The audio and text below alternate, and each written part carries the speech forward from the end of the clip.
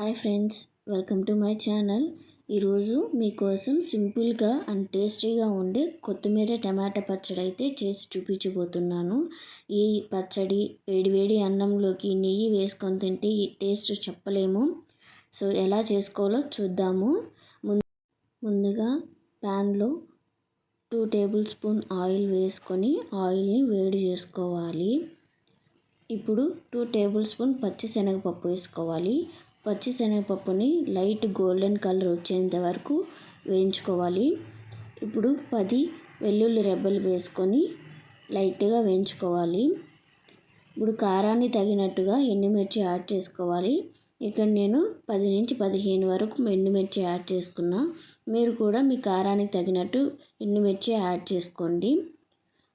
ఇప్పుడు 1 table spoon జీరా వేసుకొని బాగా వేయించుకోవాలి మొత్తం ఒకసారి.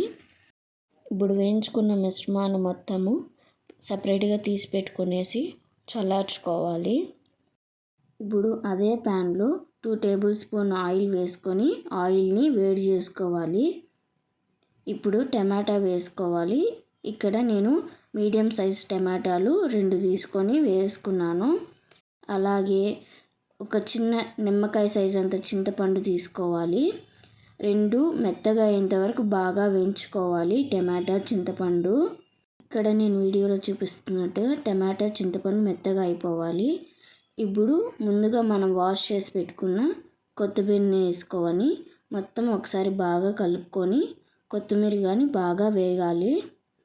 ఇలా వేయించుకోవడం వల్ల కొత్తిమీరలో ఉన్న పచ్చిదనం పూర్తిగా పోయి మన పచ్చడికి మంచి టేస్ట్ అలాగే మంచి స్మెల్ కూడా వస్తుంది. అప్పుడే మన పచ్చడి ఇంకా టేస్టీగా ఉంటుంది. వీడియోలో చూసారంటే కొత్తిమీర కూడా బాగా వేగింది. ఇప్పుడు స్టవ్ ఆఫ్ చేసుకునేసి ఈ మిశ్రమాన్ని మొత్తము బాగా చల్లార్చుకోవాలి. ఇప్పుడు మిక్సీ జార్ తీసుకొని మనం ముందుగా వేయించి పెట్టుకున్న ఎండుమిర్చి, పచ్చిశనగపప్పు, వెల్లుల్లి, జీలకర్ర అన్నీ యాడ్ చేసుకోవాలి. అలాగే 1 టీ స్పూన్ రాళ్ళుప్పు యాడ్ చేసుకొని బాగా గ్రైండ్ చేసుకోవాలి. ఇక్కడ వీడియోలో చూపిస్తున్నట్టుగా బాగా గ్రైండ్ చేసుకోవాలి. ఇప్పుడు మనం ముందుగా వేయించి పెట్టుకున్న టమాటా మిశ్రమాన్ని కూడా వేసుకొని బాగా గ్రైండ్ చేసుకోవాలి. మెత్తగా పేస్ట్ అయిపోవాలి.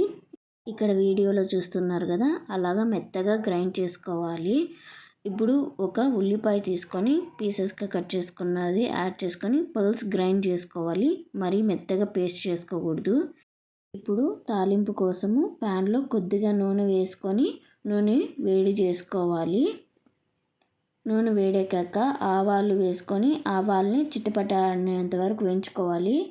తర్వాత 2 ఎండుమిర్చి చీలికలు, తగినంత వెల్లుల్లి రెబ్బలు, కరివేపాకు వేసుకొని బాగా వేయించుకోవాలి మంచి వాసన వచ్చేంత వరకు.